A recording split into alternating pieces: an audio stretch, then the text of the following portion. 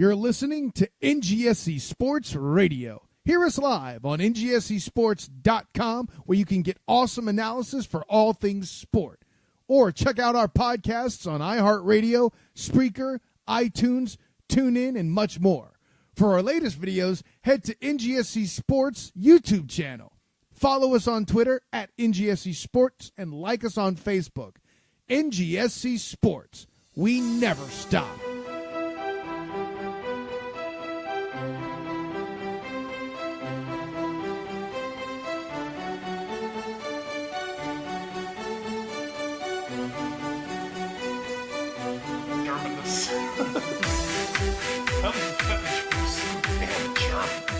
What's your favorite American beer?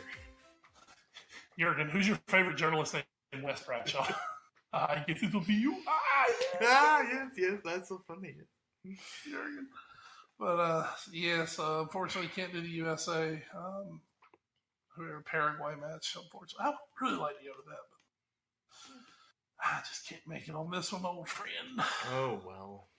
That's okay. We have plenty of U.S. news to talk about here in episode 199 of the Florida Fair podcast, and a bunch more coming along with that. I am Edward Green, joined as always by my call in crime, Wes Bradshaw, back from parts unknown to break down a big weekend in the Premier League, a big EFL Cup final. We're not talking to what their sponsor is. And of course, the FA Cup replays that took place this midweek. There's also a lot of news and notes to get to because literally Europe is just exploding in the soccer world right now. So we have a couple big stories to get to there. Of course, we'll also hit the Watch 4 and the So Raw. With that Watch 4 I teased you guys about last week. We'll get to that today on the program. This program, of course, is always brought to you by NGSC Sports. At ngscsports.com, we never stop. Never. But you know what does stop? What? Just like Papa John's in the NFL, sponsorships end. So I'm going to tell you, I'm going to enjoy me a delicious Papa John's pizza just for that, I do believe. Oh, man. They're not sponsoring it, and no one else is. So it's just NGSC Sports. That other thing, that sweet equity thing, they're done. They don't. That delicious equity, it's done. It's gone forever. Like an MSG-filled plate of sesame chicken. I'm hungry now. So let's get right to the football. As we're going to get to this past weekend's matches, we're going to go first, of course, to the ones we don't care about. Leicester and Stoke go to a 1-1 draw. Xherdan Shaqiri, remember him? Yeah, he scored the opener for Stoke just before halftime. But future England #1 keeper Jack Butland, with the unfortunate error, leads Leicester to get their equalizing goal in the 70th minute, and that's where it ended at the KP. Huddersfield gets a big road win at the Hawthorns, 2-1 over West Brom. Couple of second half goals, one from Rajiv Van La Parra and a second one from Steve Moni got Huddersfield and David Wagner, everyone's second favorite German coach, the big win against relegation-bound West Brom. Sorry, Pardew. Looks like you're going down.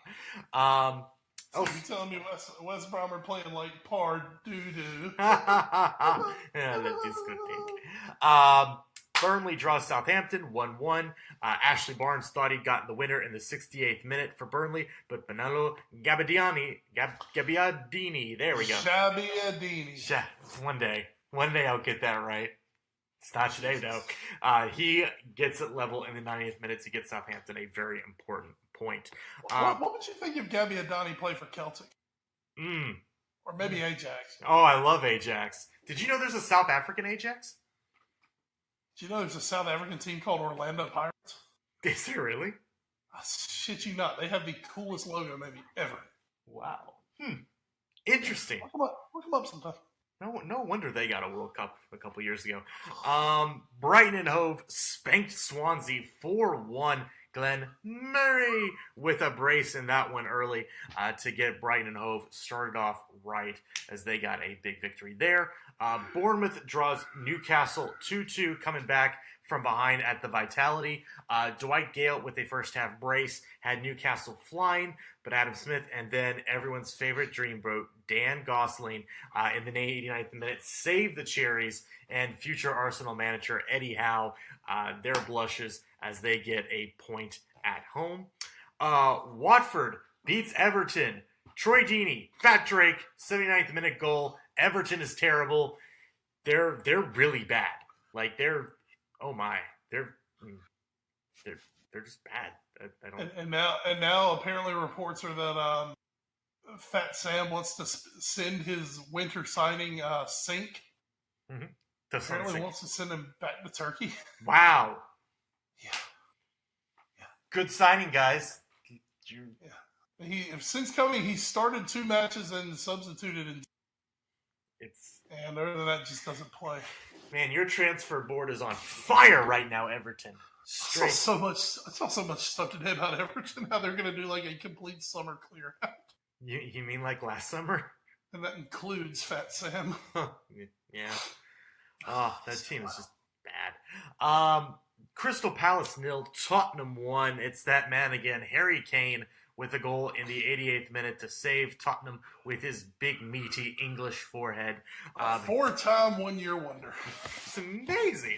I mean, as we all know, he'll never be the goal scorer and striker that Mo Salah is. One day, maybe. One day, he might be in that realm. Well, it's like Mo Salah. They're nothing but poachers. Yeah, of course. They're both just poachers who, just vulture everything. They don't do anything themselves. It's a shame Harry Kane has to keep diving to score all these goals. Oh, seriously. Tottenham wins on the road at Palace, as they've been doing the last couple of years, 1-0 in dramatic fashion. Really, really huge win. Huge win, too. I mean, when you look at the weekend, as we keep going with Chelsea, right now, Tottenham are... I mean, obviously anything can happen. We, as Liverpool and Tottenham fans, we don't want to take anything for granted. But right now, especially with the way Chelsea are going, Liverpool and Tottenham looking a little more and more comfortable every week. That trend arrow is going in the right direction for those two teams spectacularly. We will get to Liverpool in just a minute, but we do have 2 matches now we're going to talk a lot about. The first one at Old Trafford, it was the second game on Sunday. Manchester United 2, Chelsea 1, a match Jose Mourinho takes absolutely no pleasure in winning, of course. It did look good early on as Willian, the reborn Willian, the Brazilian, in the 32nd minute put Chelsea ahead, and just Chelsea, everything going right for them until Romelu Lukaku, Dexter Lukaku, cuckoo, because, hey, he scores big goals. He did it this one, so you can't say he doesn't score in big games anymore, right? Because 1 out of 30, that's it's not 0. He got a fairly fortunate goal against the run of play in the 39th minute, and then Jesse Wakanda Forever Lingard put one in the 75th minute. I will say United came out a much better team in the second half. This was not a Mourinho park the bus job in the second half to try and get out with a point. This was the kind of attacking, flowing Manchester United. Paul Pogba looked fairly good in this match, which is always nice to see, I guess, if you're Mino Raiola, his agent. But I really, this is one of those matches, Wes, where it's like, why can't United just play like this all the time? They have the talent. Mourinho just unshackles them. Suddenly, you win games. Danny Drinkwater was a little salty after the match, said Chelsea probably deserved a little bit more than the loss. I don't know that they did, especially the way the second half played out. I thought United did come across as a better team. And, a earned 3 points for United at home against Chelsea. And as you mentioned, that does keep pushing Chelsea down in that wrong, trendy direction. And just to be clear, you can't drink salt water. It's true. Oh, except his tears. Yeah, give me your tears, then you drink water. Yeah. Anyway, Jose Mourinho. It seems like all season he's gotten so much criticism, deservedly so. But he just seems like when he goes into a game where he has real beef with somebody or wants to prove a point, Mm-hmm. he can almost just kind of flip it on. Mm-hmm. Because, I mean, especially this one when he and Conte have had the war of words and everyone's looking at the managers. When the focus is on Mourinho, that's somewhat when he shines. Mm-hmm. When he goes in there with that chip on his shoulder and he wants to beat someone and he wants to humiliate and embarrass someone, that's when Mourinho's at his best. The problem with Mourinho is it's almost like he has to have all of this drama swirling around him before he will come to the forefront anymore. Mm-hmm. It's not a week in, week out thing. We talk about being switched on. It's almost like Mourinho has to be switched on. And I think knowing that Conte was over there, he came out to prove a point that he was going to beat Conte. And that's exactly what he did. I mean, it was a great coaching job. His team responded well. Seriously, I despise Jesse Lingard maybe more than any other United player. He has a very punchable face. Such a cocky little shit. And he loves to dab, and that never worked out. Oh, and he dabs, and he dances, and he pisses me off because it's like he only comes on as a sub. Yeah. And, oh my God, I can't stand Jesse Lingard. That said, Jesse Lingard seems like he loves to score 75th minute goals. Yeah. It's like his thing. And that makes you hate those guys even more. But, he comes on, he does get the big goal. Lukaku had the goal and the assist. Mm-hmm. And I believe that's the first time he scored against one of the top 6 teams. I think so, yeah. Wasn't joking earlier, folks. Well, in a long time at least, because I know he used to, when he was on loan at West Brom, which was, God, that was a bit ago. That was the first time before he went back to Chelsea. He absolutely destroyed Liverpool twice that season. He was on loan at West Brom. I remember that greatly. A rich man's Christian Benteke. He destroyed Liverpool, but other than that, really, since he's been the main man wherever he's been, he has never had any luck in these matches. A lot of it's come down to just, no one can get him the ball where he's supposed to get it. Mm-hmm. And as you said, finally in this match, United showed some front foot impetus. They came out, and what do you know? Voila, you get you get Lukaku the ball in dangerous places, and he's a pretty good striker. Mm-hmm. I mean, he's not Harry Kane by any means. Of course not nearly the poacher of Harry Kane's magnitude. Yeah. But you see it. He can play. Say about United.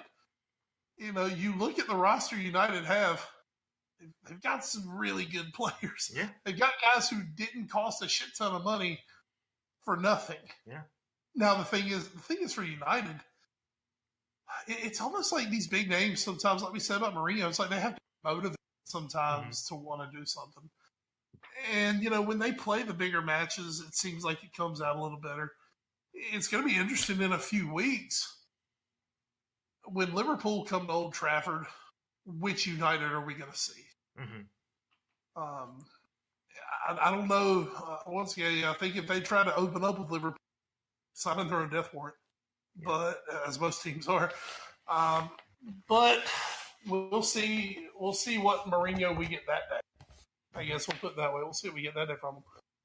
On the day, man, he outcoached Conte. I think in that first half, I think he almost lulled Conte into a false sense of security. Mm-hmm. And then the second half just kind of unleashed the hounds. And they went off. They played a great match. I thought it was a very deserved 3 points for United. I hate saying that. And Conte just did some head scratching shit. Tied it, with it level at 1-1, he pulls Eden Hazard. Yeah, for Pedro. Yeah. Yeah, and I mean, I'm sorry. The last time I checked, Eden Hazard is far and away Chelsea's best player. Yeah. Oh yeah. Yeah, why are you pulling Eden Hazard? And he comes out and says, well, he was tired. Bullshit. That's not apparently what Thibaut Courtois thought. Yeah, not what Courtois thought. Bullshit. Who cares? You need that guy on the pitch. Yeah. Give him a rest somewhere else. But damn, not against United in a 1-1. Especially when you're kind of fighting for your life to get back into the top 4. That said, you almost wonder. You almost wonder about Conte. It's going to be interesting going forward because they're right now, as we'll get to, they're sitting outside the top 4. Mm-hmm. We talked about Liverpool, Tottenham trending up. United don't look like they're falling out of the top 4. I'd love for it to happen, but it doesn't look like it's going to happen. You know what I mean? Yeah. They're at the worst, they're going to finish 4th. Mm-hmm. Chelsea are kind of fighting for their lives right now. And if you've got Conte sitting there, pretty much, I think it's a big open secret. Everybody knows he's gone after this year. Mm-hmm. There's just so much shit going on. I can't see him bring Conte back. Conte almost seems like the guy who would like flip you off on the way out the door and be like, finish 5th. Fuck you. Enjoy Europa. Yeah. Not saying he's intentionally throwing matches by any means. That said, he does have a history. Yeah. And again, that Eden Hazard switch is just so weird. He does have a match-fixing history, but, I mean, just a strange move. And he's just, Conte, it's almost like he's lost his mind. He's made some really strange moves, especially over the last 6 weeks. Mm-hmm. The Michy Batshuayi thing, that I know he wasn't doing it for you, but that just looks terrible when suddenly he's tearing up Germany. We can go back. I was the guy who was propping Michy Batshuayi up on a pedestal, saying, this is insane. You are jerking this guy around. I thought he wasn't performing well, certainly towards the end of his spell at Chelsea right there, but I thought they dicked him around too much, and that weighs on a guy. And now, he's going to Germany. He's playing well. He's doing things that, man, we would love doing this for us. Alvaro Morata, there was the uproar, and we were right there with it over the Champions League where he wasn't selected. Well, he got selected for this match, and, the problem is, even when he's given chances, he does not look great. Yeah. I've got a feeling Morata does not like being in England. I think he's still really pissed that he's not at Real Madrid anymore. Yeah. Before that, I think he's pissed he's not at Juventus anymore. I could see it. I could really see him in the next year or two ending up back at Juventus. That's where he wants to be, I believe. But he didn't have a good game again. And Chelsea looked leggy. When you look at that squad, they're really thin. Yeah, very. For a squad that, for an organization that loans out half of half the players on any second division team, half those guys are Chelsea loanees. It seems like they seem thin, they seem tired, they seem jaded, and I think Chelsea. And when you look at the schedule, not getting any easier for them. No. Chelsea are in big trouble right now. Mm-hmm. They're in big trouble. You talking about that schedule coming up here? They after again this loss to United. Now they have to turn around and play City, and then they get a bit of a reprieve with Palace and Burnley. If you want to call it a reprieve, they have to go to Turf Moor and face off with Burnley. Then they get Tottenham at the start of April. Then a few easier matches you'd think: West Ham, Southampton, Huddersfield, Swansea. But their next to last match at the start of May, that's against Liverpool, and that could be still them trying to fight for top 4, and that's not a spot I think you want to be in at the end of the season, to be going up against a Jurgen Klopp team who might still have everything to play for as well. And don't forget also, they still have another match with Barcelona coming up in the Champions League. Correct. They still have the FA Cup. Yeah, they're still in the FA Cup. So Chelsea, here's the thing. Chelsea still have a lot to play for. Yes. It's just they don't look very good in any of it. I mean, maybe the FA Cup, but... They did all right against Barcelona, but they're going to have to go to Barcelona in that second leg. That's the problem. We talked about it the last time we were together. That second goal, or that goal that they gave up, while not a complete disaster, it wasn't good. No. It's really put their backs against the wall, because now they have to go to Barcelona and win. Yes. That's the thing. They can't go to Barcelona and play for that 0-0 or even the 1-1. 1-1 would have had them fine at Barcelona. But now obviously they've got to go and try to win the match. And the way they're playing, not exactly looking like world beaters, but I mean, we'll see going forward. But Chelsea are they're teetering right now. Absolutely, and the team that is taking advantage of that is Liverpool. Big 4-1 win against West Ham at Anfield. Poor Moisey. Poor Moisey. Emery Chan. Moisey doesn't win. Moisey doesn't win at Anfield. I mean, it's not even anything shocking. Am I still wearing Everton blue? Emery Chan with the early goal and that one, and then he proceeded to take about 8 more shots because he's on top of the world. But it was then the usual suspects in the second half: Salah, Firmino, and Mane. One of the great Merseyside law firms. They got it to 4-1. Michael Antonio did have a response to the third goal to make it 3-1, but the ending was never in doubt at that point, as Jurgen Klopp's men come away with 3 points west that propel them to now being just 2 points back of second place United. And for about 20 hours, we were actually sitting in second Yes. until United went and beat Chelsea. You know, I was really kind of hoping for the draw from Chelsea. Come on, guys, do something cool. Yeah, we could have been in second, but I mean, for Liverpool, it wasn't. The thing was, Liverpool they weren't great for this whole match. Mm-hmm. And actually, it's what I've got on tonight is watching a replay. I didn't get a chance to sit and watch the entire match the other day, so I'm kind of watching the replay on it.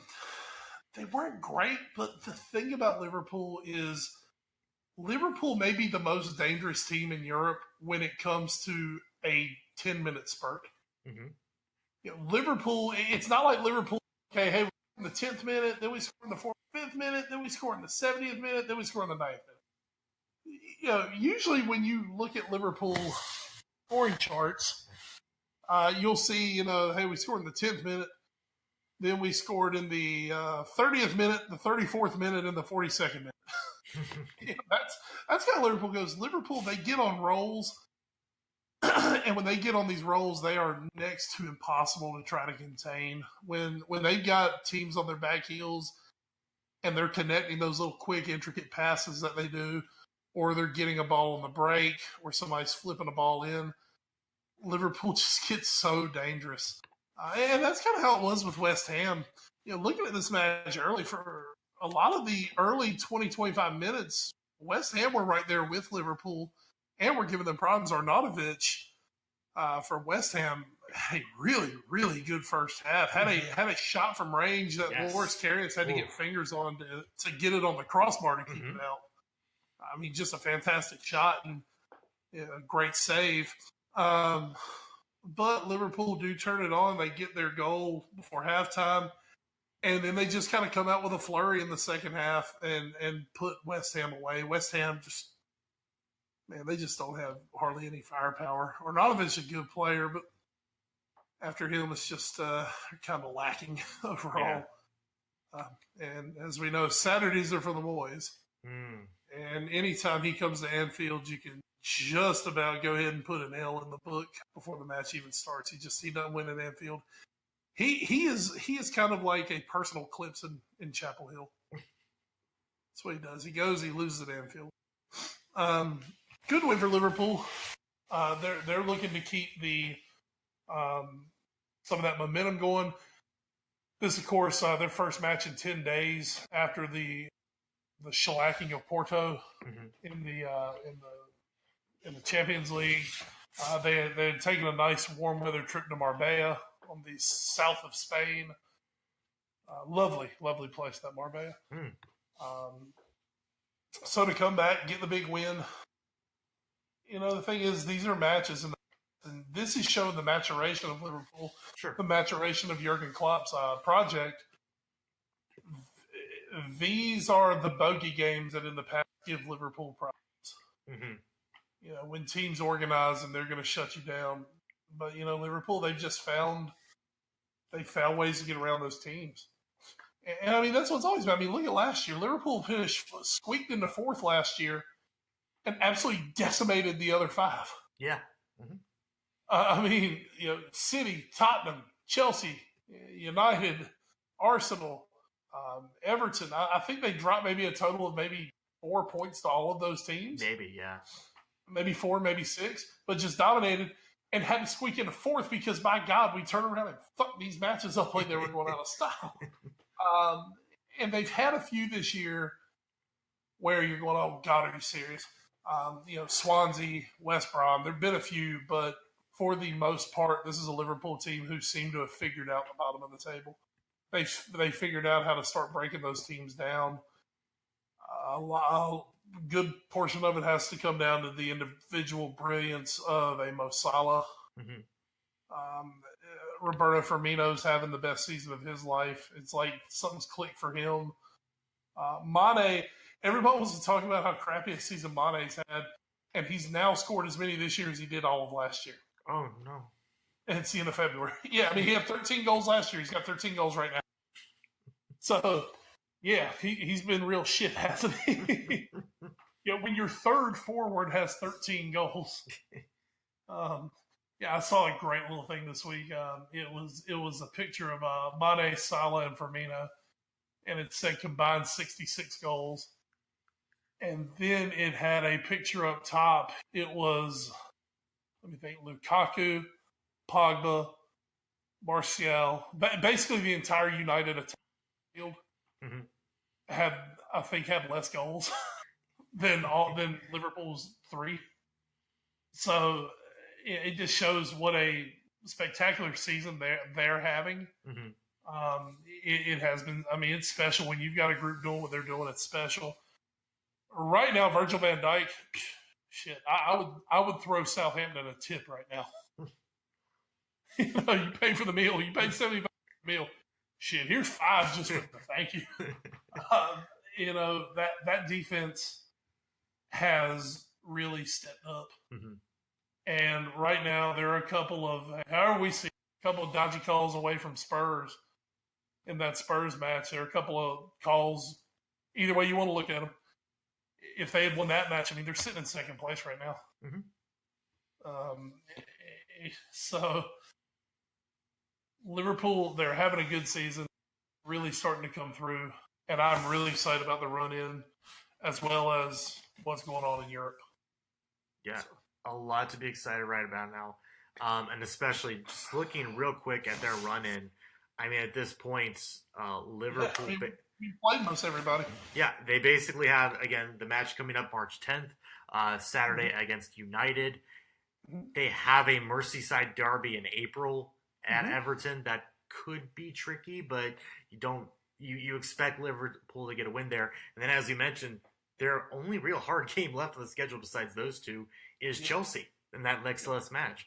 So if they can avoid the bogey matches, this is a very easy schedule the rest of the way, I think. And there's a chance for Liverpool if they can mostly take care of business. 12 Premier League matches left. If they can come out of there with 1 loss, I believe 2 draws, and 9 wins out of that, they will surpass last year's point total. And I think that's very doable. Yeah. That's very doable. And hopefully don't even drop that loss in there. That would be great. But for Klopp, the biggest thing is, I think, A, securing top 4. Certainly. And B, showing that improvement over last season. Mm-hmm. And then when you already, I don't want to look ahead to next year because this year's amazing and amazing things could still happen this year. But you already look at, a guy like Naby Keita who's coming into Liverpool next year. Naby Keita would step into our midfield right now and immediately become our best midfielder. Mm-hmm. So you're already having at least one better player coming in next season. If you look at the talk of some of the others coming in, they're probably going to bring in another midfielder to dovetail Keita, who should be an upgrade over everything we have. The goalkeeper situation could really change, and we could bring in a world-class goalkeeper. I mean, I don't want to get ahead of myself here, but the future is bright for Liverpool. Right now, the best signing Liverpool have made, his name is Jurgen Klopp. Yeah. So, Anyway, He's done. There's my happy thought. I've sleep. But when's he gonna win a trophy, mate? When's he gonna win silverware? The game's about glory. I'm gonna tell you, and what did I told you this back in August. Yeah. The league. Mm-hmm. I'm not changing off of that. Obviously, we're not gonna win the league, but Liverpool are just a team. Right? Liverpool are built for home and aways in Europe. Mm-hmm. I mean, they are built for a 2-leg matchup. So, and then once you get to the final, it's the total crapshoot. But we'll obviously get more on Champions League. Of course, as they'll return to Champions League football next week. But until then, we do take a look at the table where things stand now. Man City's still 13 points ahead of United. United's lead now on Liverpool for second place is just 2 points. Tottenham now just 4 back of United in fourth place. Chelsea 2 back of Tottenham in the race for fourth place. Arsenal currently 10 out of fourth place. And that is the top 6. And as things are looking, top 7 would go to Europa right now if one of these top teams does win the FA Cup. And there is an interesting battle brewing. Burnley currently in 7th place. They're at 37 points. Leicester right behind them with 36. Everton right there with 34. And even Watford with 33. There are teams there that could be fighting for that Europa League spot, which could be a kiss of death. It also could be a springboard to bigger and better things. You never know. But at the bottom of your heart, the relegation zone, 3 teams are on 27 points. 2 of them sit outside of relegation. That's Southampton and Palace. Swansea right now in 18th place. Stoke 1 point back of them in 19th. And West Brom almost consigned to their fate. They're 7 points clear of safety in 20th place. Now, there is a game that, and you might think, well, United gained ground. That's because City now have game in hand. And that's because they're playing in about 15 or so hours from when we're recording this podcast on Thursday Night Football. Their opponent is Arsenal. And this dovetails nicely into our next topic, which is the League Cup. Because these 2 teams literally just played. The outcome was not great for one of them. That was Arsenal. As it finished Manchester City 3, Arsenal 0. The Coon with the goal in the 18th minute after basically just saying, bitch out my way to Shakhtar Mustafi before he made a finish. Kompany, he has risen in the 58th minute with a goal, and then David Silva. For the moment. Yes. Until he gets hurt again. Until he steps awkwardly off the sidewalk. And then David Silva in the 65th minute put the finishing touches on. Wes, we can talk about this match. We can talk about City winning their first trophy under Pep Guardiola. Or we can talk about something we texted a little bit about earlier today. And that is the now, just even in the last few hours, the oncoming storm of news that is starting to suggest that Arsene Wenger's time is running out at Arsenal. Wes, please, please, please, say it ain't so. Oh my God, this week has just been insane. First of all, it started, as we said, with the League Cup final, the Carabao Cup. That's not a thing. That was my caribou noise, which caribou has nothing to do with the Carabao. But anyway. Yes, the Carabao, the second best Vietnamese energy drink. Fuck that. Yeah, something like that. The storm really started with, of all people, someone we all despise, but who just absolutely ripped the shit out of Arsenal, Gary Neville. Oh my God. Did you happen to hear the Gary Neville? I read some of the quotes. Oh my Lord. He eviscerated them. Called out players for walking on the field. Yeah, they were bad. Not hustling back. And the thing is as much of a dick as Gary Neville is, he was so spot on. It wasn't funny. He was so right. And one thing I'll give Gary Neville, as much as I truly cannot stand Gary Neville, one of my most hated United players of all time, that says something.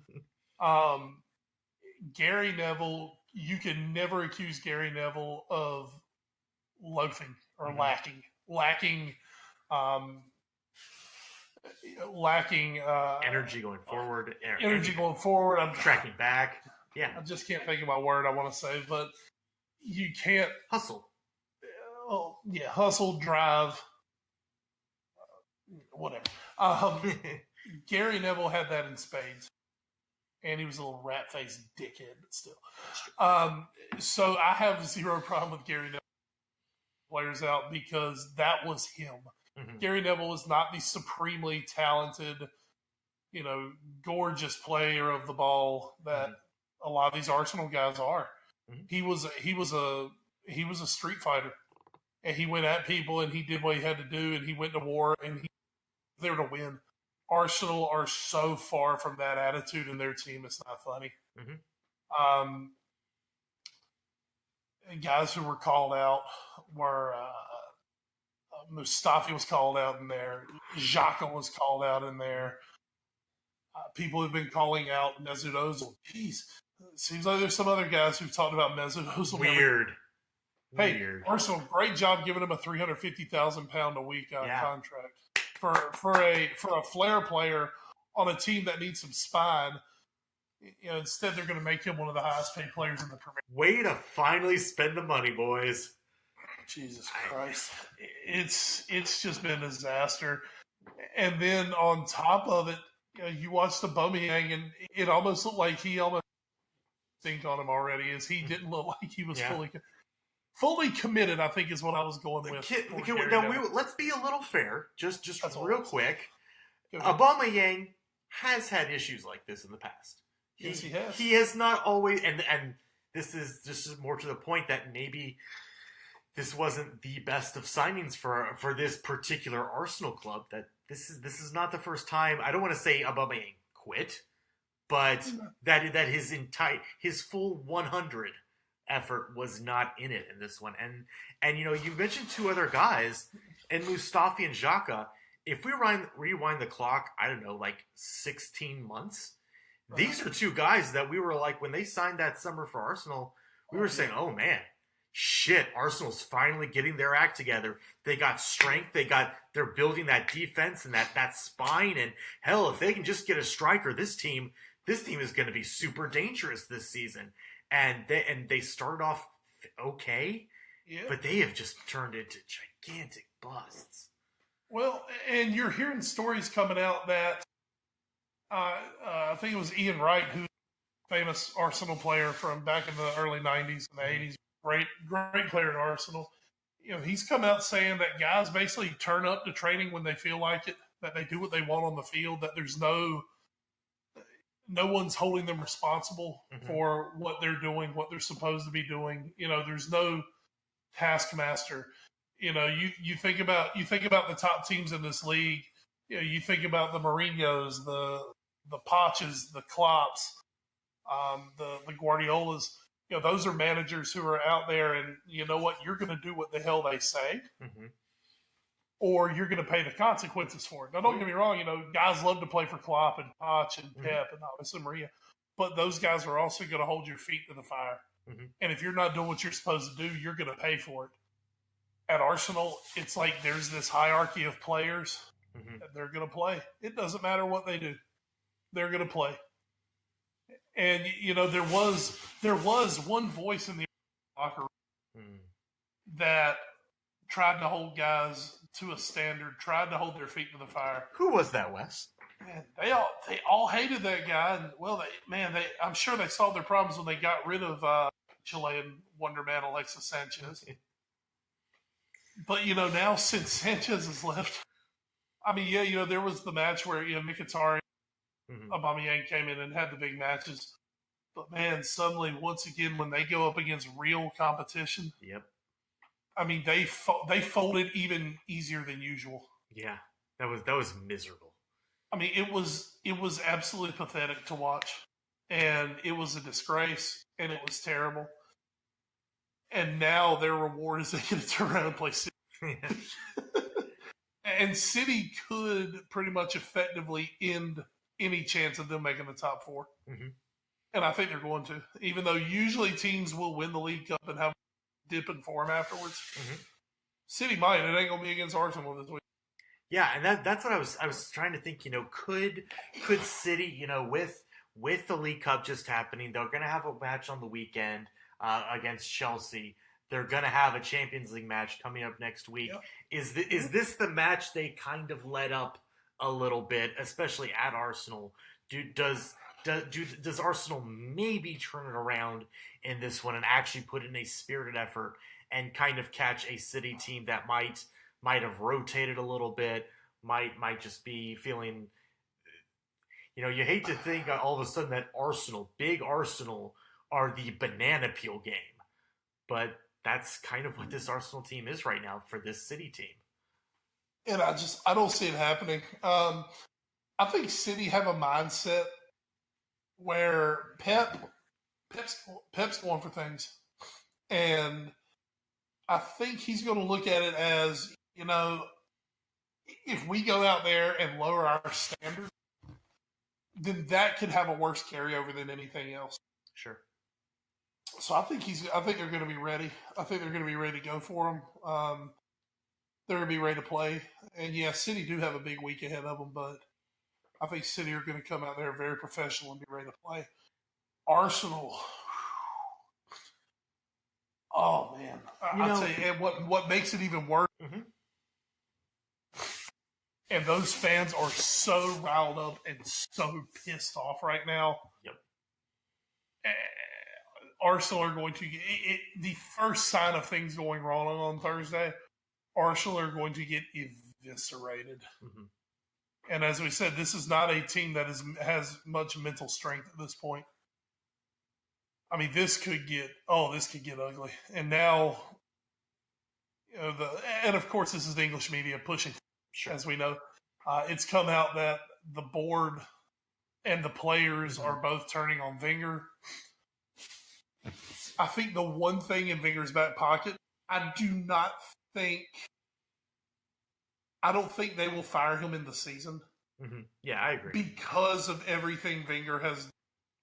Yeah, they'll let him resign at the end. Exactly. They'll let him retire. Yeah, excuse me. Yes.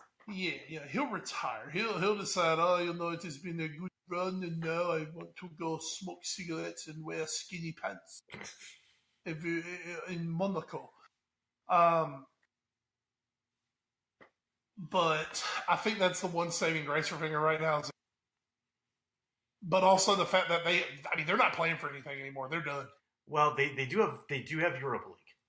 Well, yeah, and that's their only logically that's probably their only way of getting the Champions League next season. That's it. Yeah. Oh yeah. I mean, they're not making top four. Yeah. They're not jumping Chelsea plus a Tottenham or Liverpool or a United. Yeah. It's not happening. So that's right. Yeah, they are still in Europa, and they actually have the glamour of AC Milan. Yes. Which I'm going to tell you, they're good enough to go ahead and beat AC Milan. It is going to be the thing to look for is going to be the hangover of this league championship match.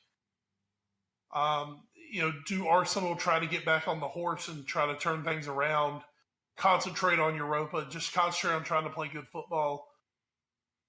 Or is Thursday night going to be such a disaster? Yeah. I mean, I'm going to tell you, if they go out and lose 3-0 at home or 4-1, if they get humiliated at home, Arsenal Fan TV is already, as the kids say, on fleek right now. It's lit, fam. It is magnificent right now. If they get smoked on Thursday night, holy Jesus, Arsenal Fan TV, it may melt down. Just the entire thing may melt down. We talked about Chelsea being on the edge. Arsenal aren't on the edge. Arsenal are hurtling down the cliff right now. Yes, looking for anything to latch onto. Exactly. It's just going to be, can they grab onto something for dear life, or are they going to hit the ground with the proverbial splat? Yeah. Now, you know what, of course, we're pulling for. I mean, we're looking some Coyote Roadrunner shit here. I want to see them hit the ground and then have the boulder fall on. But, I mean, odds are suddenly coming out on who's going to replace Wenger next year. And don't forget, Wenger does have another year on his contract. Yes. Because for some inexplicable reason, they gave him a 2-year extension. He's so good. God, I hope Wenger stays for another year. That would just make life better. But, there's controversy about Thierry Henry saying that he would love to have the Arsenal job one day. I personally didn't take his comments. I think some people took his comments the wrong way. Mm-hmm. I mean, all he was saying was, someday I would love. Yeah. I mean, it doesn't mean he's saying I want to coach him next week. Right. I'm not saying he's not saying he wants to coach him next year. A lot of people took that as, oh, that's so disrespectful to say that when Wenger still has the job. It's like, look, y'all, even Wenger knows he's not going to be there fucking. I mean, Henry might be talking, hey, in 5 years, I'd love to manage. Yeah. Okay, cool. What's wrong with that? I mean, hell, we're already hoping at Liverpool that someday, when Klopp leaves, maybe he's grooming Steven Gerrard to be our next manager. Sure, yeah.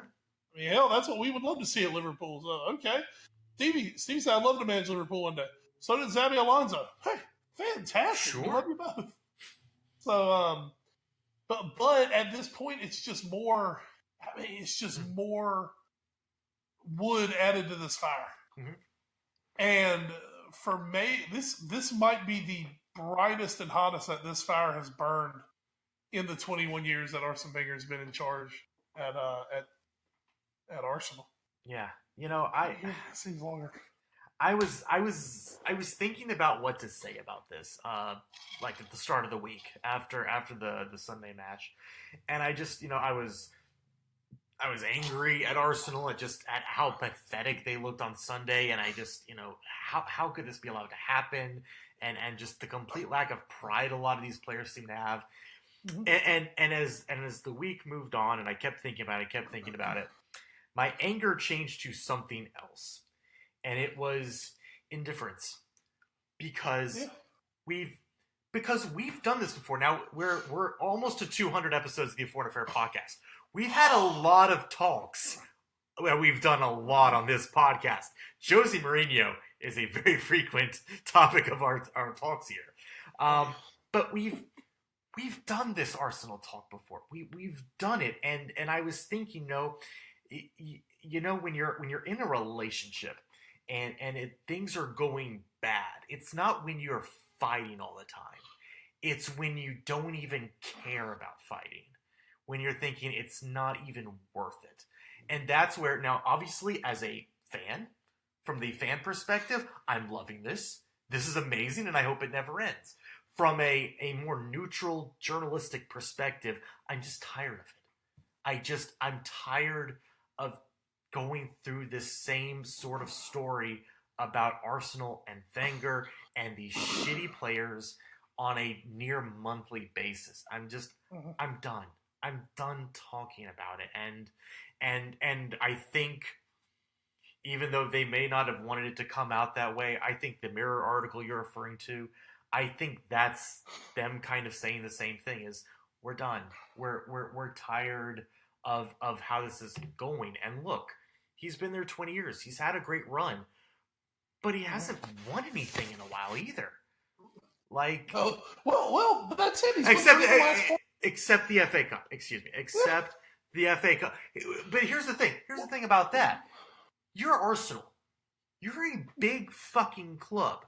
Your goal should be to win the league and win the Champions League. Now, obviously, because of the power shift to Spain and sort to Bayern Munich, obviously tangentially, winning the Champions League for an English club maybe isn't the most achievable goal, but it still should be something you shoot for, and not getting blitzed out of your ass in round 16 to Bayern Munich 3 years in a row.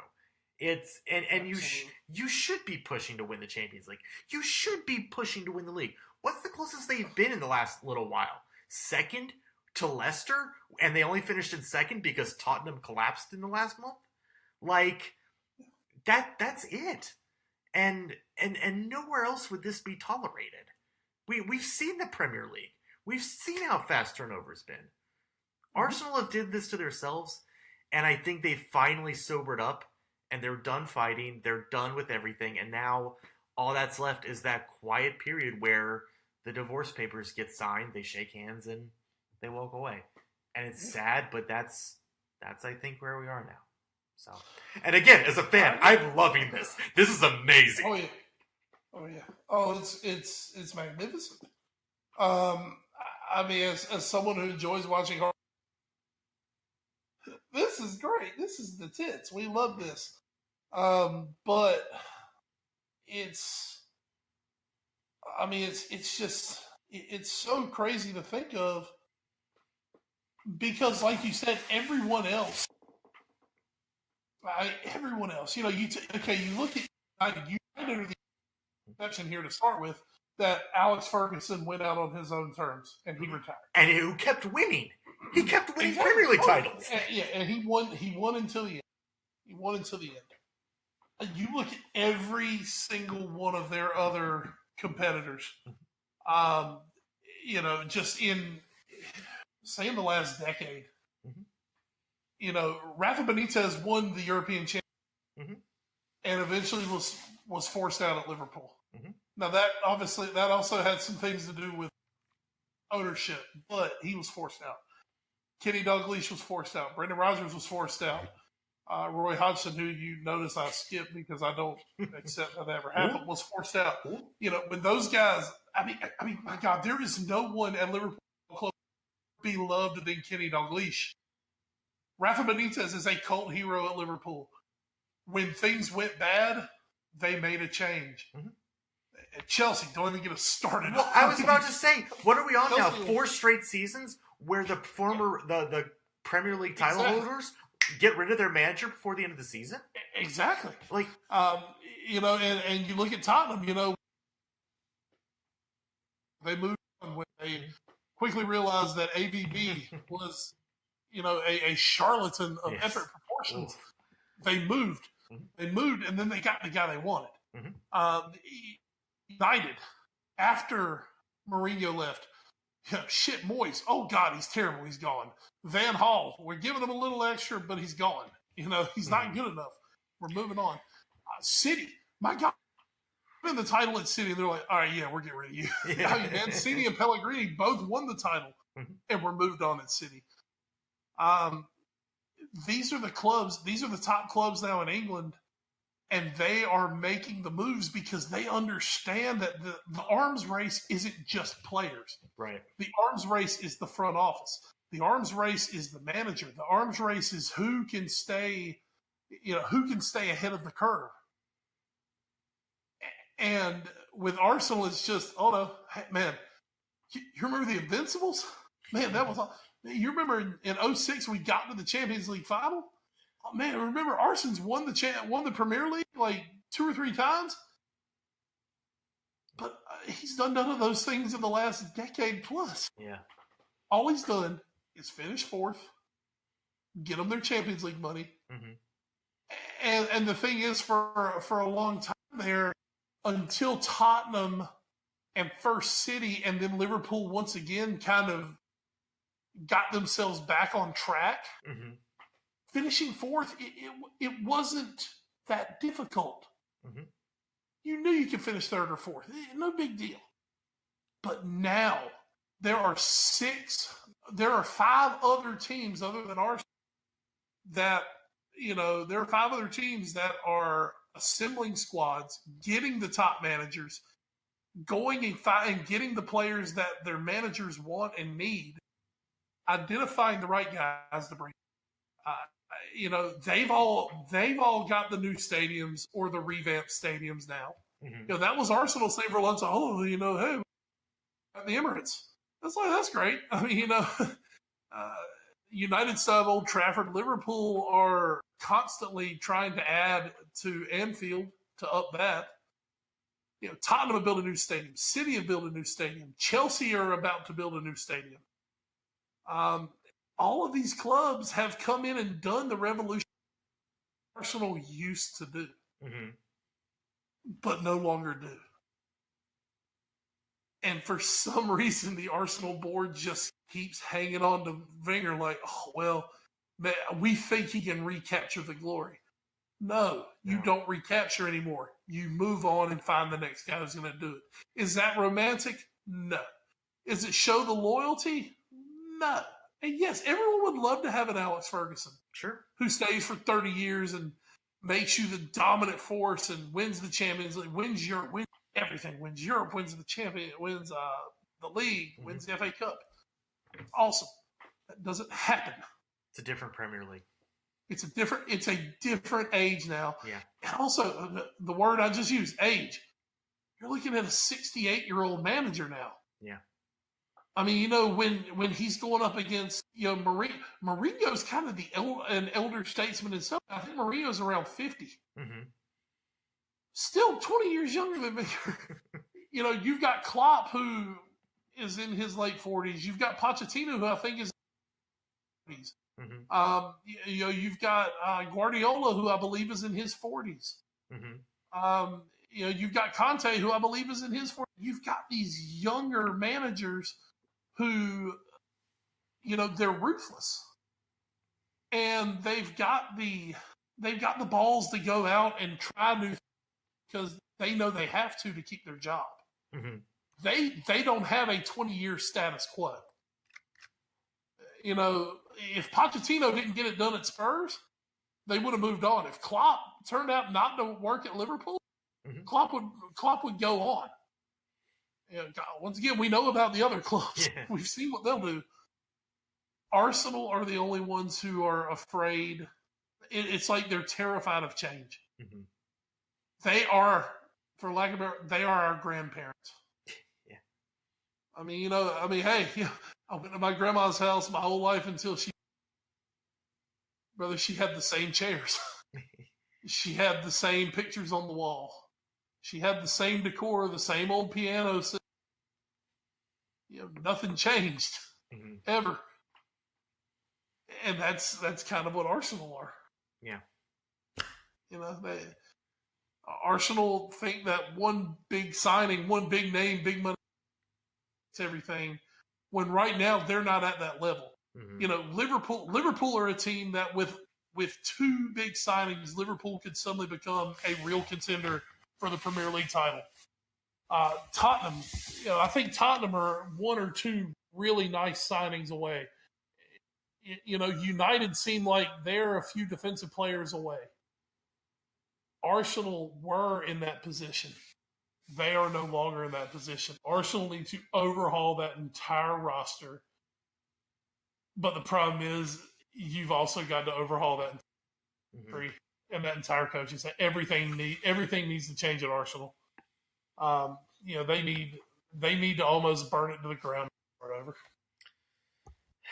Which they won't, probably. So, but we'll see. I just want them to be back next year. I just want another year of this. Of course. So much enjoyment. As a fan, we love it. So, again, congratulations, City. You won the League Cup. That's what this all started with. Yay. Energy drinks. The FA Cup, who's not sponsored by anybody, I believe. Or the Emirates. Excuse me. The Emirates FA Cup. Excuse me, Emirates, you fuckers. Good job, Arsenal. You can't even win your own tournament. Fifth round proper took place with the replays this week. Swansea ends up getting past Sheffield Wednesday 2-0. Goals from Jordan Ayew and Nathan Dyer. And then Tottenham, I think they had about 10 goals in this game. Only 6 ended up counting for some reason. In the snowstorm at Wembley. Tottenham gets by Rockdale 6-1. It was actually 1-1 going into the half after a goal by Stephen Humphreys. Now, granted, again, at that point, it probably should have been already 3-1. Eric Lamela had a goal disallowed because I actually still haven't gotten an answer as to why that goal was disallowed. Yes, VAR. VAR was in this game. The thing that was going to save us all. So that was a goal that was disallowed. Then a penalty was given to Tottenham, which was reviewed, still given to them. And then Heung-min Son gets penalized on the penalty goal but for stopping before kicking the ball. And that had to go to VAR. And then there was other bullshit that happened. And Llorente scored a goal. Yep. They said that he pulled the guy down, which could have kind of gone either way, but they were both each other. So that was a really bizarre game. Spurs obviously showed their class. Yes. But that was God. Just it's like the lingering image of this match is the official on his headset standing in the snow.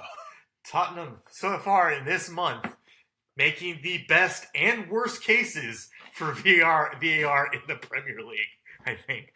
Oh my. You're not kidding. It's been bizarre and a little brutal. Yeah, but Llorente did end up getting his hat trick. Kyle Walker-Peters gets his first goal for Spurs. Congratulations, young man, in the 93rd minute. So that was a thing that happened. So we look to the quarterfinals now with the matchup set. Swansea and Tottenham will play on March 17th, as will Manchester United as they host Brighton and Hove. Wigan gets Southampton, and then Leicester hosts Chelsea.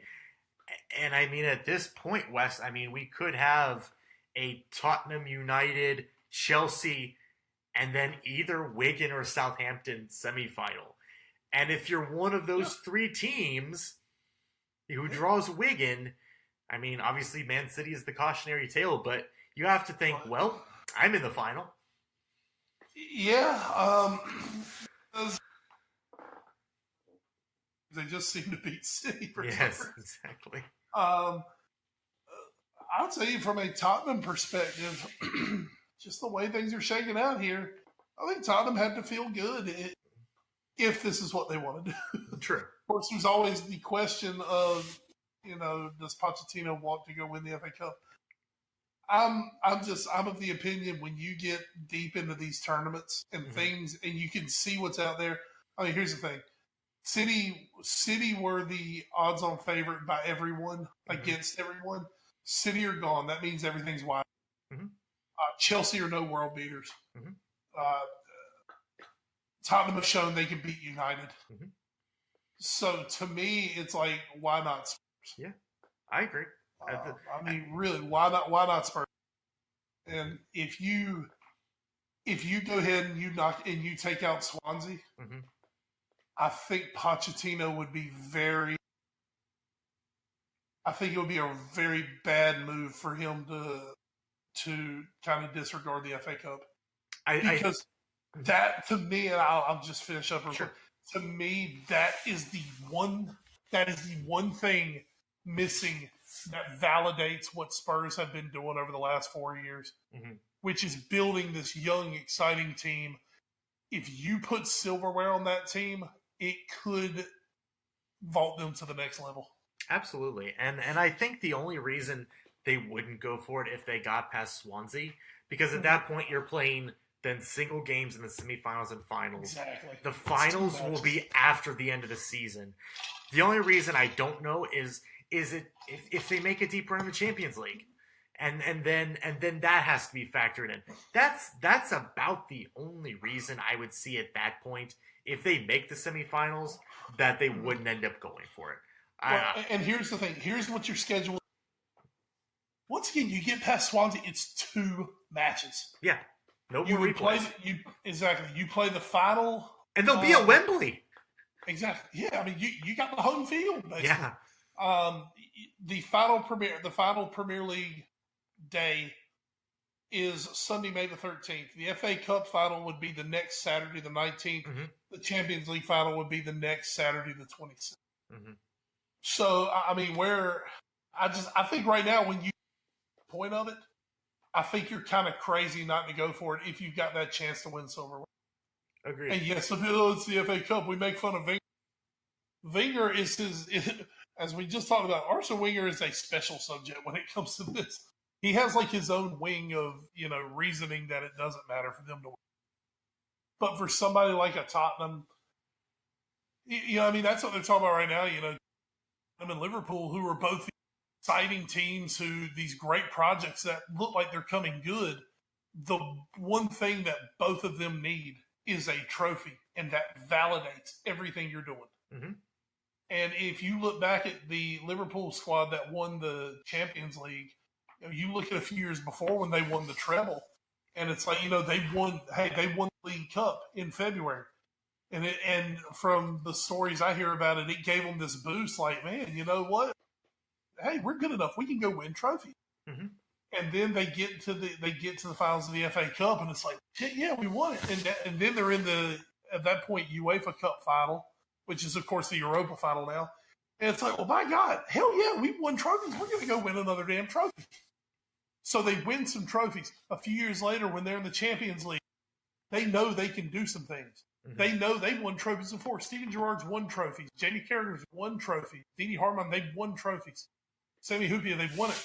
They win the Champions League. The next year, they win the FA Cup. It all kind of snowballed after getting that first trophy together. Mm-hmm. Because for Liverpool, that was the first trophy in a while. And it snowballed over the next few years. I think for Spurs and for this year's Liverpool, if they can find a way to get a trophy. Now, Liverpool have one to be the champions. Whew, that's going to be tough. Yeah. But Spurs, here's the thing. Even more than the Champions League right now, Spurs, you have 3 matches to win the FA Cup. Mm-hmm. One of them's against Swansea. Yeah. And one of them could be against Wigan. And then if you get to the final, if you're going to get to the final, you're going to play a team that you've already and that you're not scared of. You're not scared of. And you get a home field advantage because it's being played in your current state. Mm-hmm. So I do not – the one thing I don't want to hear is we're not taking that seriously. Mm-hmm. Don't give me that shit this year, dude. Go win the cup. Yeah, I agree. I think at this point, if they get past Swansea, I think they'll go for it. I really, really do. And, go win the cup. And I think they're deep enough this year to do it. So we will see. Again, March 17th is when those matches will be taking place that weekend. We are running a little long, so there's 3 USA soccer stories and news and notes we're going to get through in 5 seconds. Josh Sargent, proud Ginger. He went to Germany. Good for you, dude. He signed for Werder Bremen. A guy who didn't sign for Werder Bremen, Jordan Morris. He's still at Seattle. He just tore his ACL. Sucks for you, dude. And hey, doesn't matter because the U.S. might not be getting the World Cup in 2026 after all. Fuck you, Morocco. Now. How the hell can that happen? Because it's not like FIFA's corrupt or anything. So real quick on that, one thing I was reading in the article is that now because all votes are made public, there's more incentives for blocks of countries in the same region to vote lockstep. Because God forbid Egypt doesn't vote for Morocco. Oh, fuck you then. So yeah, that's. Oof. You know what? Don't forget, folks. At the end of the day, we're still America. Exactly. We got more nukes than anybody. Best hosts, NA.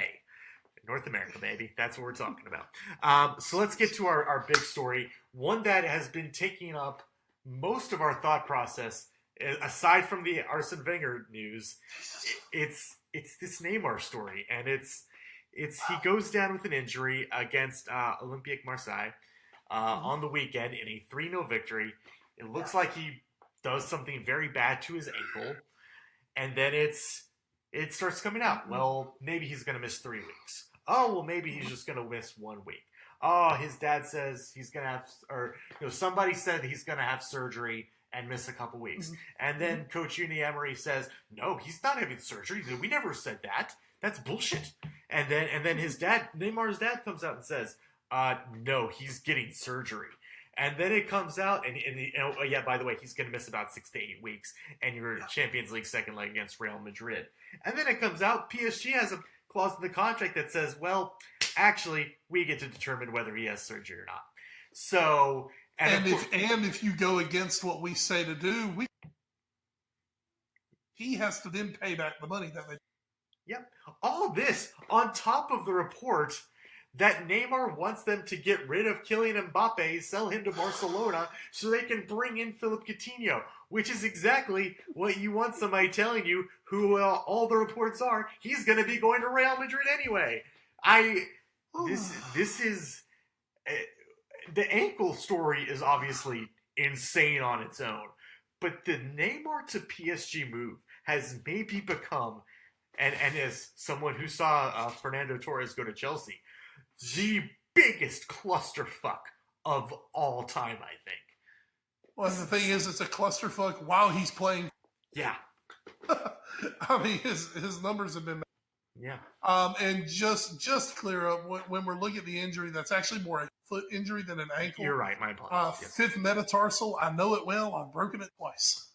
So that was actually the injury that pretty much ended my football career, was a broken metatarsal. So I know that one well, Yeah. and it does hurt. Yeah, actually watching it again right now. Yeah. I pushed hard and made it back in 6 weeks to suit up for my last high school football game. I played 2 plays. It hurt like hell. Jesus. So I cannot imagine Neymar running around 90 minutes doing what he does on a broken 5th metatarsal. Mm-hmm. This story, this is the cautionary tale of giving the player all the power. This is basically LeBron James, except the fact that LeBron James is not trying to tank his entire franchise. Yeah. But, he doesn't like Unai Emery. Basically, Unai Emery.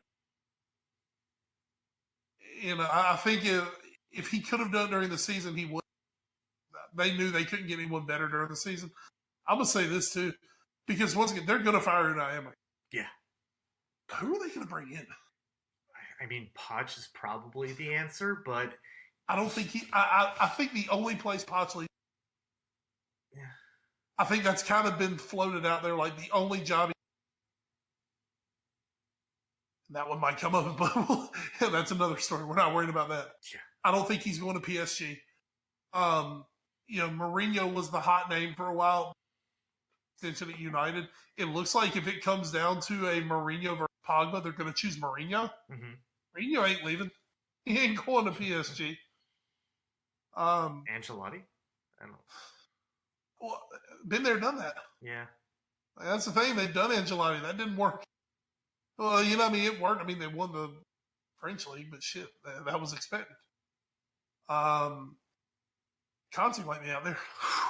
Yeah. I think he's going back to Italy. Yeah, that's what I think he's going to. I think he misses a Mamma Mia. But suddenly Neymar has all this power, but then doesn't really want to be there as well. Yeah, which makes it even crazier. I mean, there's literally, this is turning into a story where nothing that comes out right now is too unbelievable. That's the thing. You could tell me tomorrow that Neymar's decided he wants to be player manager, and they're going to let him do it. You can tell me that, and I believe you immediately. I'd be like, oh yeah, no doubt, I can see that. I mean, it's too bizarre for words. The fact that the club is saying one thing, and then Neymar's dad is saying the other thing. I mean, how does a guy's dad turn into the mouthpiece of fuck the club? Here's what's going to happen. Yeah. I mean, that's called LeVar Ball. Yeah. How's that working out for those kids? But it is a garbage fire. It's a garbage fire over an elite team. And that's the thing. And here he wants Mbappe gone because Mbappe, treads on his territory. Won't pass the ball to Kylian Mbappe. It's bizarre. And I mean, it's insanity. I mean, just every day, just look up something and something's about PSG. I think it's just desserts that Real's going to knock them up. I kind of think it would be kind of hilarious if PSG beat him without Neymar. Yeah.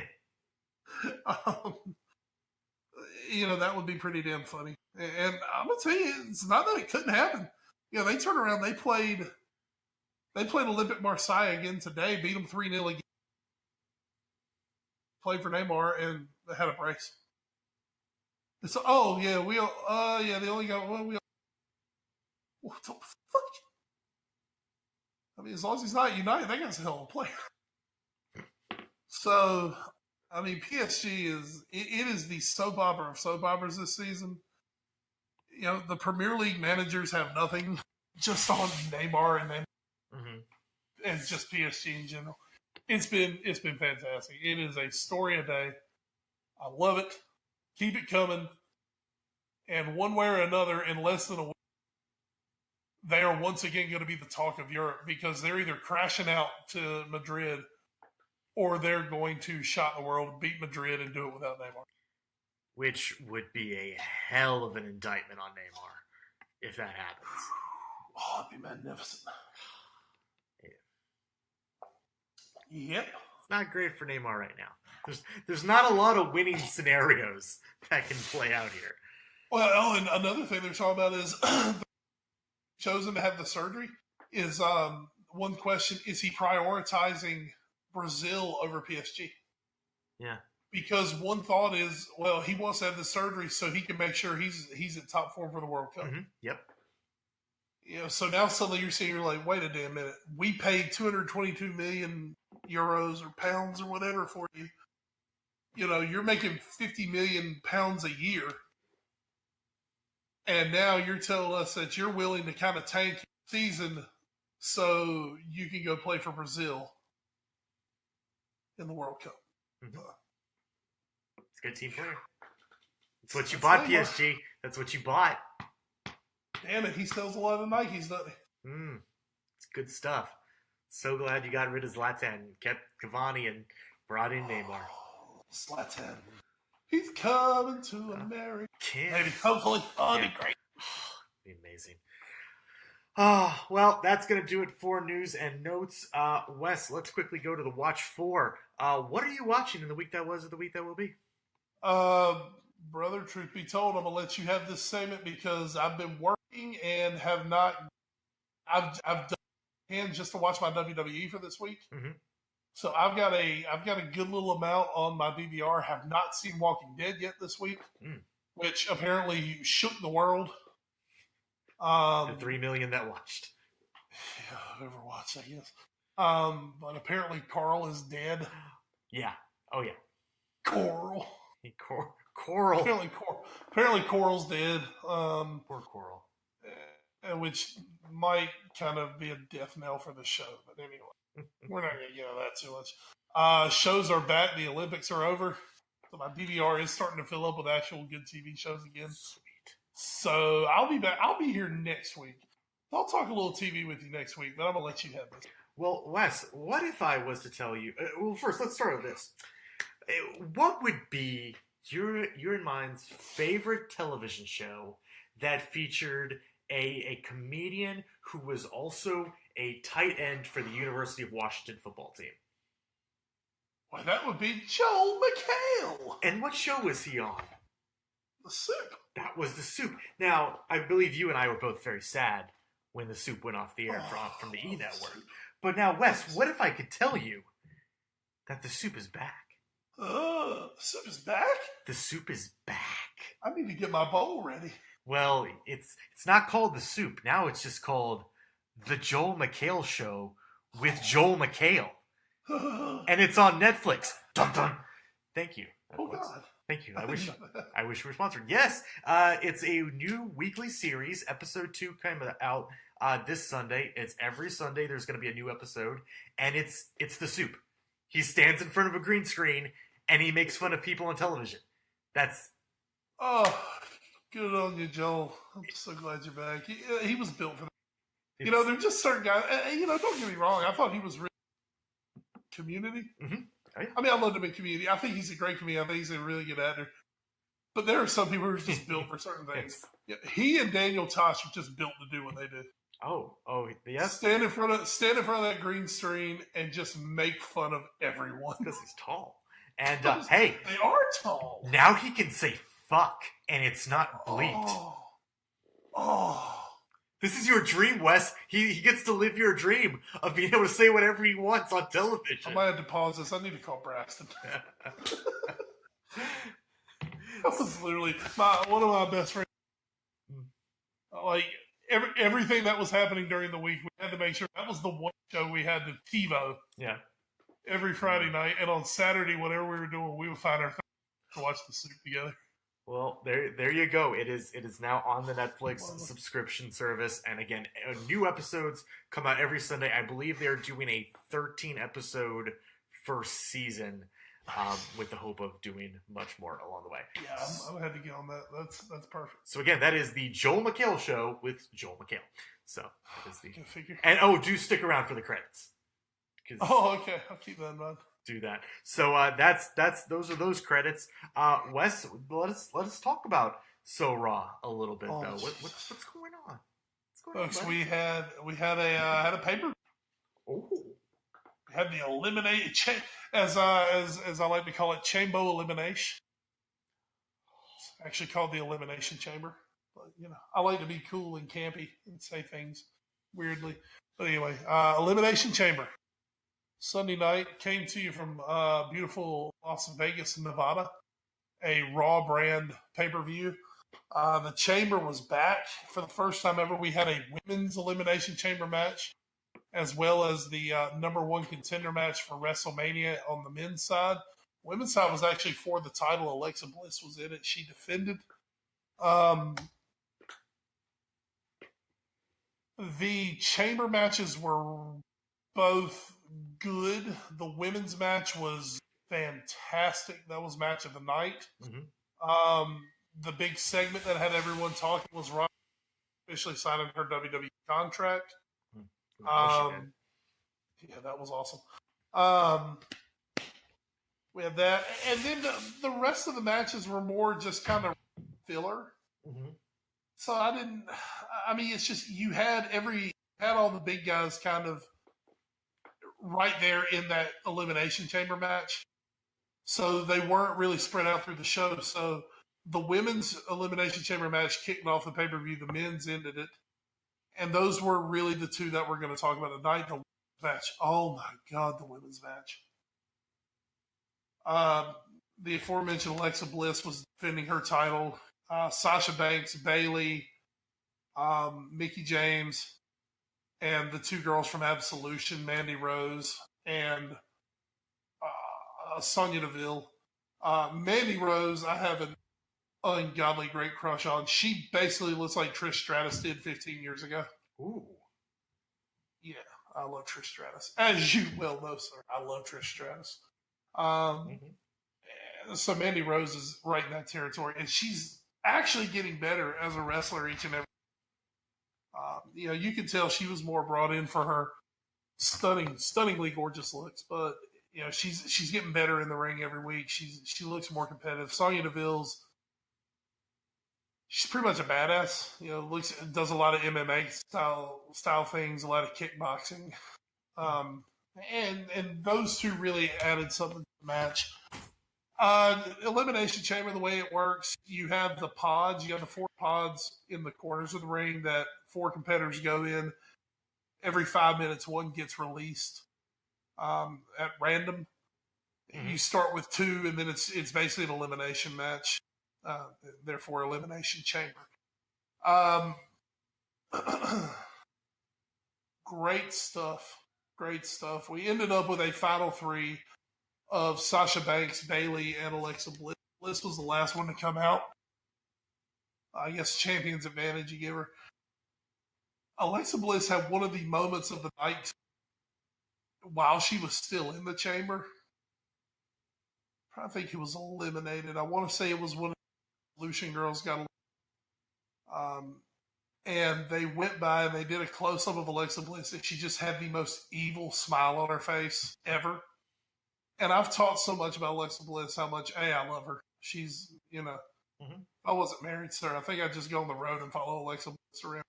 Kind of weird, but, that's how much I love Alexa Bliss. She's very good in the ring. She's got in the last year, she really improved in the ring. Mm-hmm.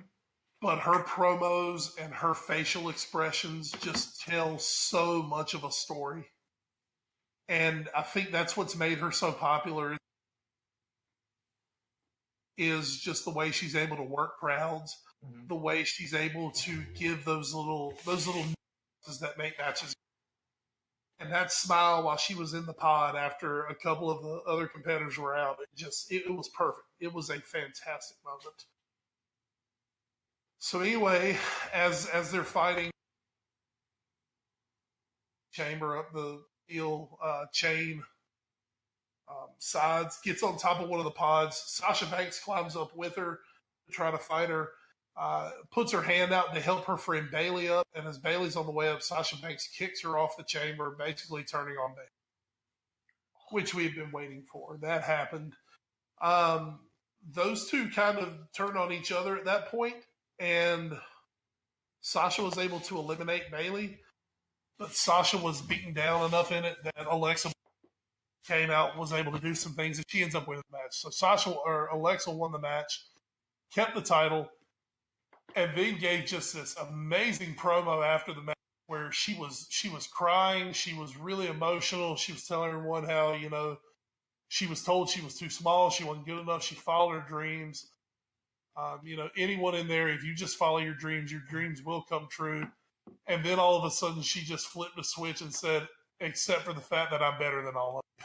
Oh, well, that's nice. And she went off sir, she went from one of the best babyface promos you'll see to just this biting, snarling heel promo. And to me, really, that's what sets her apart, are those promo skills. Just so good. So good. Let's move on to we'll talk real quick about the contract signing. Ronda Rousey comes out, sign the contract. Triple H, Stephanie McMahon, Kurt Angle all down in the ring. Kurt Angle just suddenly gets a little bit of diarrhea of the match and starts telling Ronda all these things that Triple H and Stephanie had said, and how they were trying to set her up from events that happened 3 years ago at WrestleMania. Triple H kind of pushes Kurt out of the ring. Ronda Rousey, showing the badass she is, gets up in Stephanie McMahon's face like they're going to fight. Triple H steps in between, breaks them up. And then Triple H kind of turns and walks toward Ronda angrily. Ronda picks him up and suplexes him through a table. That's right. She dropped the game himself through a table. That got Stephanie McMahon up, and she got her inner bitch came out. She slapped Ronda Rousey. So I'm going to tell you this. That was a legit slap, because the side of Ronda Rousey's face looked like a Liverpool jersey. Oh. Now, the problem is, this is Ronda Rousey, who got punched in the face for real for her job. A slap is not going to stop Ronda Rousey. She got way up in Stephanie McMahon's face. They had a big-time stare down until Stephanie ran away. Stuff happened on Raw Monday night that kind of confirmed what's going on forward. But that looks like there's going to be some kind of a mixed tag match at WrestleMania coming up. But that looks like where we'll probably see Ronda for the first time. Mm-hmm. Now on to the main event of the night, the men's chamber match. You had, now with this one, 7 instead of 6. Oh, we talked about that a week or so ago with Rollins. So 3 started the match. You had Rollins, Balor, and The Miz actually start the match. Then out of the pods, you had Elias, you had Roman Reigns, you had Strowman, and crap. Who was the other one who came out of the pod? Oh, John Cena. Yeah, of course. Of course. Old dude, John Cena. This match turned into the Braun Strowman show. Braun Strowman eliminated the first 5 guys. Until it was just left. It was him and Roman Reigns. Little of this, little of that. They both kick out of each other's finishers. Reigns ends up beating Strowman, which had pretty much everyone there just completely furious. The internet was going crazy. They were furious. Even though most of us predicted that's what was going to happen, we were all hoping that we were going to get that kind of last-minute switcheroo and that they were going to give us a Braun Strowman victory. It didn't happen. So we're going to get Reigns-Lesnar at WrestleMania. I'm not going to go through Raw just because we are really pushing the time, but I will say Roman Reigns gave a promo on Raw Monday night that it's like that's the thing that we're begging to see from Reigns. We've seen it, and you've heard me talk about it here. Every once in a while, it seems like we're finally going to get just that badass dude who isn't reading off of cue cards. He gave a promo that had a lot of shoot elements to it about how no one respected Brock Lesnar. No one liked Brock Lesnar. The main reason that he came and went as he pleased. He hid behind his part-time contract. And it was a really good promo. If you get a chance, if you get the chance, go back and look at Reigns' promo on Lesnar. It was legit. It's painting how they're going to build the WrestleMania match.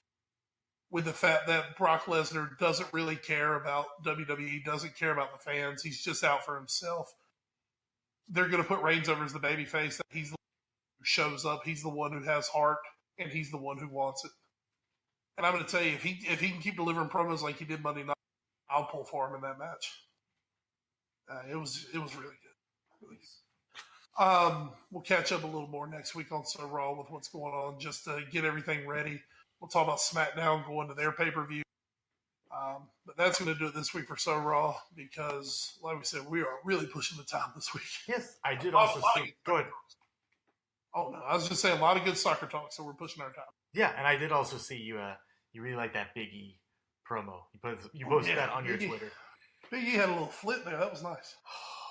Big E, I love you, buddy. Oh, Big E did the same thing Reigns did. He stopped being. I like that. Nice.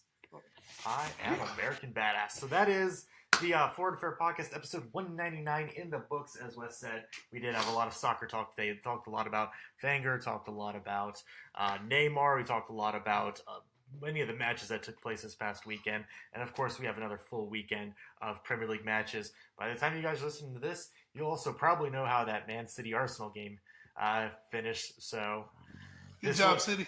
This will either have been very relevant or completely burning. Congratulations, City. Yes. As you continue to march toward the Premier League title with a convincing win over Arsenal. There you go. We really want to guarantee that. So we will definitely be talking about that match as well as all the others from this past weekend. It is also a Champions League week next week. So the second legs start next week. So those will be big. We'll see which four teams. We'll have some teams going. Mm-hmm. Absolutely. We'll see Liverpool, Tottenham, and City all play next week. Liverpool and City already have 1 foot in the quarterfinals. Mm-hmm. Tottenham have Juventus at home. Need to just get a win and in. That's all they got to do. That's definitely the match of the. Well, you say match of the week, but then you also got Real Madrid, PSG, Real. Who cares about that anymore? So we'll definitely be talking about that. And if any more drama breaks, we'll of course discuss that. This podcast, as always, is presented by NGSC Sports. You can find them on the Twitterverse. You can also find us there as a collective. We are at AFA Pod. Wes, you are? I'm at Wes Bradshaw 21. I am at Edward Green. You can also find us on Facebook, Instagram, and YouTube via our parent show, The All New Sports Show. New podcasts can be found weekly on that YouTube page. You can also email us, allnewsportshow@gmail.com. Big ups to all our other podcast providers, including Podbean.com, Stitcher, Spreaker, iHeartRadio, the TuneIn Radio app, the Google Play Music Store, and the iTunes Music Store as well. So again, next week, 200, you say. That'll be our episode. So that'll be a whole lot of fun. But Wes, before then, do you have anything to add before we get out of here?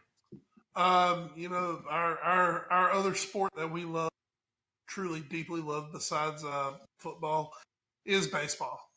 Spring training is really cranking up. The Red Sox training. Well, they're stroking that baseball a little bit. Mm-hmm. Of course, got the big J.D. Martinez signing has officially happened. Going to be moving him into the lineup. That'll be nice. And on the college end, Ed, man, how about those East Carolina Pirates taking 2 out of 3 from the 6th-ranked North Carolina Tar Heels? Did you see how they did that series? No, I did not actually. Oh, very cool. I only saw the last game. Well, I like this how they did the series. They played Friday night and they played Saturday night at DBAB. And then on Sunday they played at wow. So both teams had home games and a neutral game. It was a neutral site. So that's cool. For teams obviously in state like that, that was a really cool way to do it. And East Carolina won the game in Greenwood, the game in Chapel Hill, lost by a run in Durham. Mm-hmm. So pitching's looking really good for the Pirates this year, and they broke in the top 25 on the back of that, back in a 6-1 start. So, man, fun year of baseball, I think, going to happen here in the state of North Carolina. Hope so. Go Bo Sox. But we will see how that plays out. Still fairly early on, as the early teases of spring training games still need to get us through this next month before we get real baseball back on our plates as far as professionals go. But that is my call in crime, Wes Bradshaw. I am Edward Green. Thank you so much for joining us here on the AFA Pod. We will catch you guys next week. Until then, everyone, please stay safe and enjoy the football. Good night, Bubba. We love you, buddy. Never forget you.